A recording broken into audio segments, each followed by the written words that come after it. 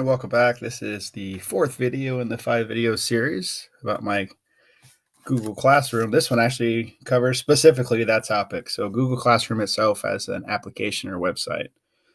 So I selected Google Classroom for its user-friendly interface.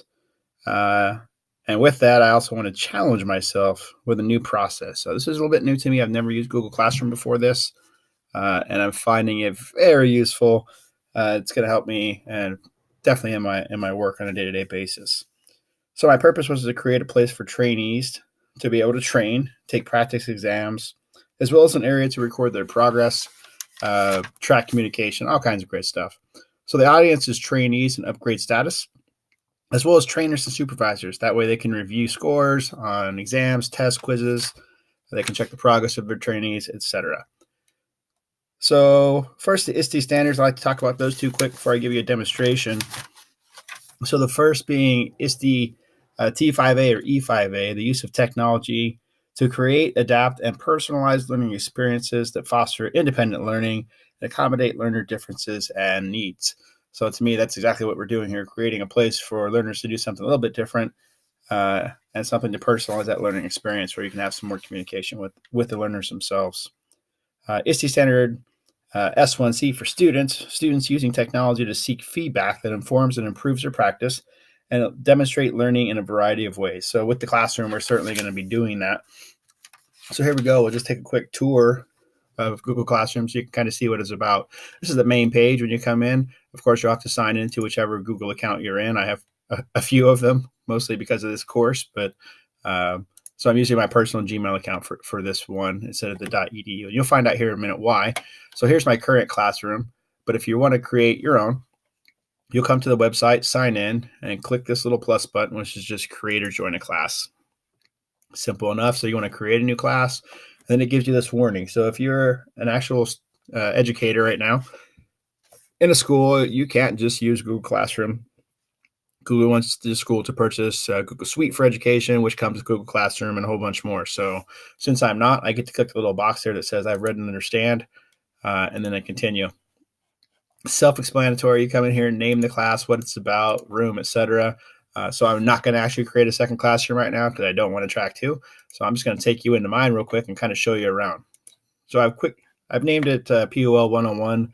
LGRF is just an office symbol for us that signifies we're logistics readiness and fuels. So that's our title. A classroom code here as you see it.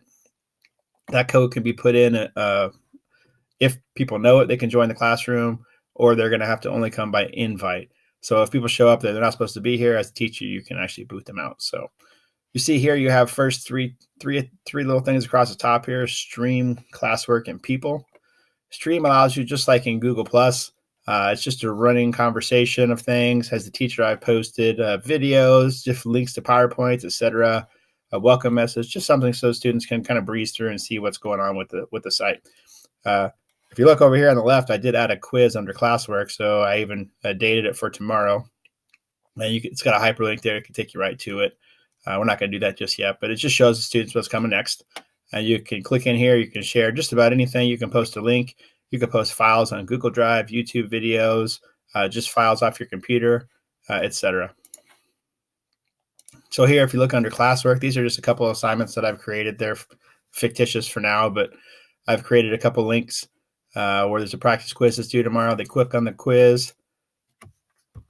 And thanks to Google Forms, I actually created a volume 1 quiz. They can actually go in there, take the quiz, just clicking off that link, and then they can submit it right to me.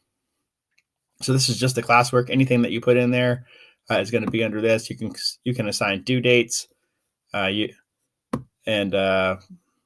that's it. It's a simple things to use. You have the Google Calendar here, so you can update the classroom's calendar to put assignments on there. I do like that because I like being able to look at my phone and see when my homework's due. As a college student, that's a good deal. For military training, that's not so much a thing, but they do have 30 days per volume to complete, so that's something that's important to them. So here under the third tab at the top is people. So on this third tab, you have just it's broken. It's pretty simple: teachers and students. You can add as many teachers as you want, or you can add students. You just click the add button. Once you click the add button, you type in an email or a name of one of the students or an email address of the teachers, excuse me, and add them to the class. You'll see the note there. Anybody that you add as a teacher, of course, you want to be careful because they can do a lot of stuff inside this website and mess it up for you. But the one thing they can do is delete the class, so that's always a good thing. So that's really, in a nutshell, that's the Google Classroom. It allows you to do what you want with it. And that's my tutorial complete on Google Classroom. Next, in Volume 5, we're going to talk a little bit about Google Forms and how I incorporated Google Forms and Fubaru, which is an app you can add into Google to actually help grading assignments and creating assignments. So I hope you like this video, and stay tuned for volume number 5.